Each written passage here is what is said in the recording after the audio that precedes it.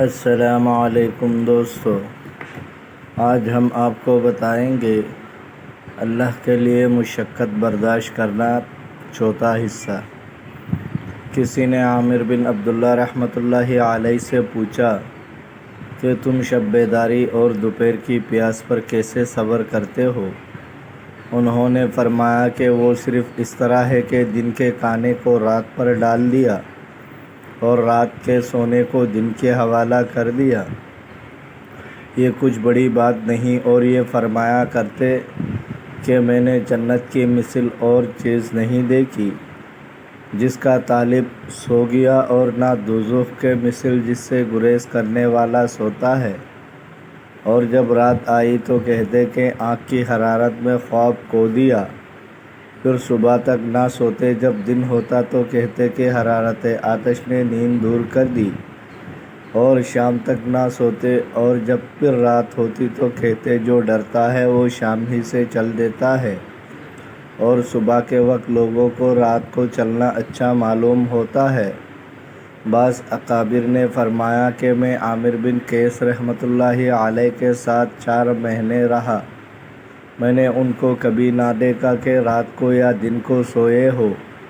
ایک شخص نے حضرت علی کرم اللہ وجہہ کے ساتھیوں میں سے راوی ہے کہ میں نے آپ کے پیچھے صبح کی نماز پڑھی۔ جب آپ نے سلام پھیرا تو اپنی داہنی طرف کو پھر بیٹھے، اور آپ پر کچھ اثر غم کا تھا۔ آفتاب کے نکلنے تک آپ ویسا ہی رہے، پھر اپنا ہاتھ پلٹا اور فرمایا کہ بخدا میں نے اصحاب محمد صلی اللہ علیہ وسلم کو دیکھا، اور آج ان کی مثل کوئی امر نہیں پایا جاتا۔ وہ لوگ صبح کو میلے زرد رنگ اجلے بال اٹھتے، رات کو سجدے نماز میں کاٹ دیتے، خدا کے کتاب پڑھتے اور پاؤں اور پیشانیوں پر باری باری زور دیتے، اور جب اللہ تعالیٰ کا ذکر کرتے تو ایسا ہلتے جیسے درخت ہوا کے دن ہلتا ہے، اور ان کی آنکھوں سے آنسو اتنے جاتے کہ ان کی آنسوؤں سے رخسار تر ہو جائے۔ اب لوگوں کا یہ حال ہے کہ رات کو خوب غافل ہو کر سوتے ہیں۔ ابو سلیم حولانی رحمۃ اللہ علیہ نے ایک کوڑا اپنے گھر کے نماز گاہ میں لٹکا رکھا تھا۔ اس سے اپنے نفس کو ڈراتے اور کہا کرتے تھے کہ اٹھ کھڑا ہو، نہیں تو یقین جان کے تجھ کو اتنا رگیدوں گا کہ تو ہی تھکے گا، میرا کچھ نہ جائے گا۔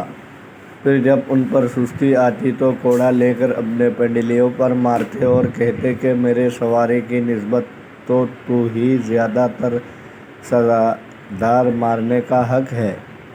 صفوان بن سلیم کی دونوں پنڈلیاں کثرت قیام سے رہ گئی تھی، اور مجاہدہ میں اس درجے کو پہنچ گئے تھے کہ اگر بالفرض ان سے کہا جاتا کہ قیامت کل ہوگی تو ان کی اعمال معمولی میں کچھ زیادہ نہ ہونے پاتی۔ ان کا دستور تھا کہ جاڑے کے دنوں میں چھت پر سوتے اور گرمیوں میں کوٹری کے اندر، تاکہ اس سردی اور گرمی کی وجہ سے نیند نہ آئے۔ موت ان کی حالت سجدہ میں ہوئی۔ یہ دعا مانگا کرتے تھے کہ الہی میں تیری ملاقات چاہتا ہوں تو میرے ملنے کو پسند فرما۔ دوستو، اگر آپ کو ویڈیو اچھی لگی ہے تو لائک کریں، شیئر کریں، چینل کو سبسکرائب کریں۔ اپنا بہت سارا خیال رکھیے گا۔ ملتے ہیں اگلے ویڈیو میں۔ اللہ حافظ۔